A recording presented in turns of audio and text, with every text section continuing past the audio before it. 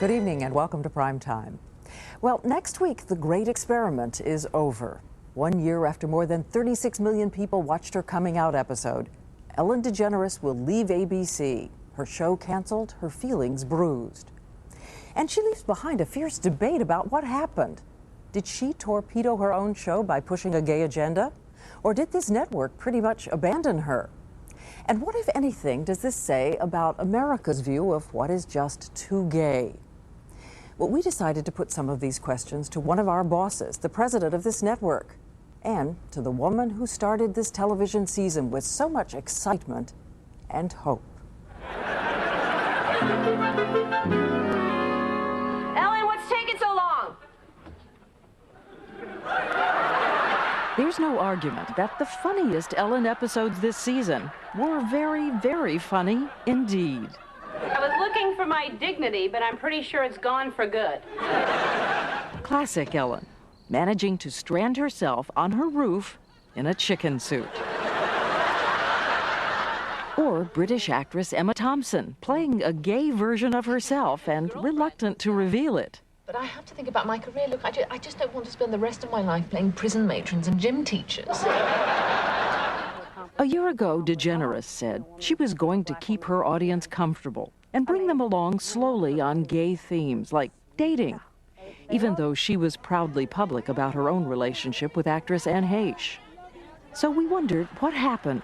How did she decide to spend the first episodes looking for love? Come here often? Finding it. Hi, Laurie. Embracing it. I really like you. And when we reviewed all 21 Ellen episodes, and this is subjective, while 5 had barely a mention of being gay, and 3 you could argue about, 13 out of the 21 were primarily about gay themes.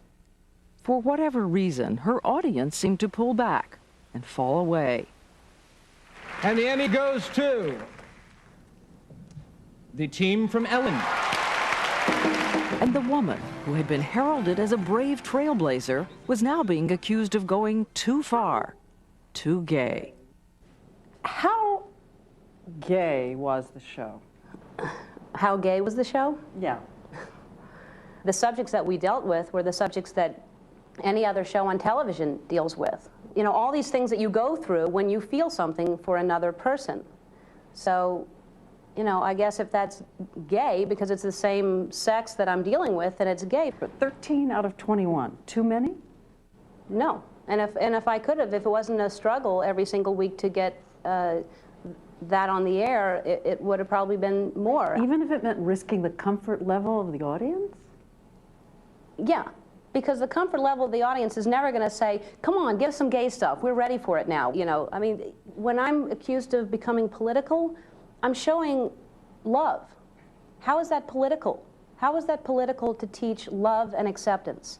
But this is a mass audience in America. Wasn't that mass? You saw our ratings? I'm new at this, so I don't know the do's and the don'ts and the signals and the... I can understand why someone looks at that and is a little uncomfortable because they're not used to seeing it.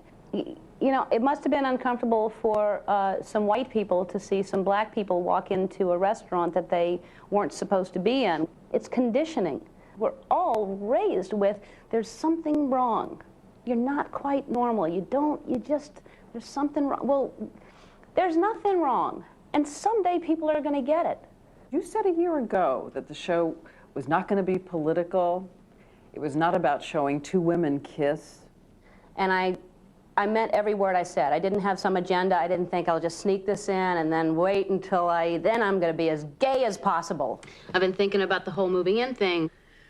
It's scary, I know, I'm scared, but let's just take a deep breath and jump off the cliff like Butch and Sundance, you know? I'm pretty sure there were a couple, too.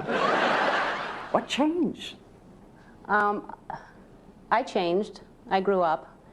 Because when I talked to you last year, I didn't even realize the internal homophobia and the shame that I was still dealing with.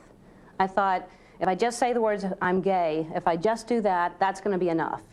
I mean, just to give you an idea, I'm on vacation with Anne. She went to grabbed my hand to hold my hand, and I pulled away, and I said, you know, I don't want to do this in public. Now, meanwhile, that same week, I'm on the cover of Time magazine, big picture of me, yep, I'm gay. But I'm not going to hold my girlfriend's hand in public. Over the summer, I all of a sudden realized you can't just come out and then go back in the closet and not show anybody anything. And the decision was strengthened, she says, by the mail, which made it clear every show she did could help someone live. I would just like to thank you again for giving me the courage to be true to myself and letting me realize that I'm not a nasty, sick person. I told my parents when I was in high school, I would get teased and threatened on a daily basis. Throughout my 4 years in hell, I was known as dyke queer. Courage and pride in myself that I have found from watching you is so wonderful to feel for the first time in my life. So you made a decision you'd rather be a pioneer than be renewed. Yes.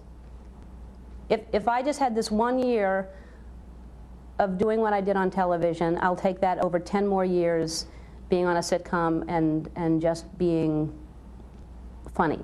Was Ellen taken off the air because Ellen DeGeneres is gay?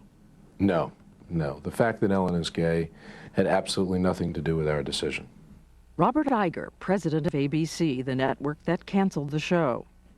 I was actually sorry to see the show go because I thought it was a good program. And it would have been nice. And look, we're not rooting for failure on our air. Why do you think the audience left? I think the audience left primarily because of sameness, not gayness, sameness. Hey, you realize we spent our first night together? Yeah, that's how a girl gets a reputation. It became a program about a lead character who was gay every single week. And I just think that was too much for people. Well, she is gay every single week, though. And she would say, other sitcoms, Paul Reiser is heterosexual every single week. Yes. I mean, Jerry Seinfeld's character in his program is a heterosexual male. Now, I think when you watch the program, you have a sense every week that he's a heterosexual male. But the theme of each program isn't that he's a heterosexual male. I'm very interested in sleeping with you. Believe me, I'm, what's the biggest number? What, like probably, 800 and something? That's how interested I am. I believe Ellen was driven by a very powerful inner passion that made it absolutely impossible for her to slow down. I think she would say the discrimination can't wait for gradual.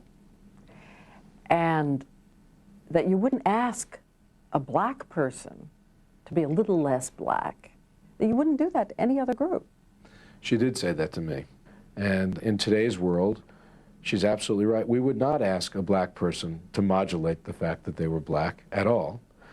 But our society, our audience, has been dealing with racial issues and is much more open to differences in race than they are differences in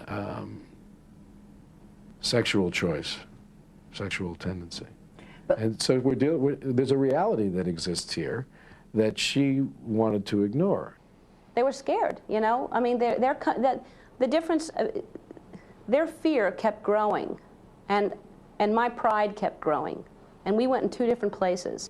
Two radically different views of reality and responsibility.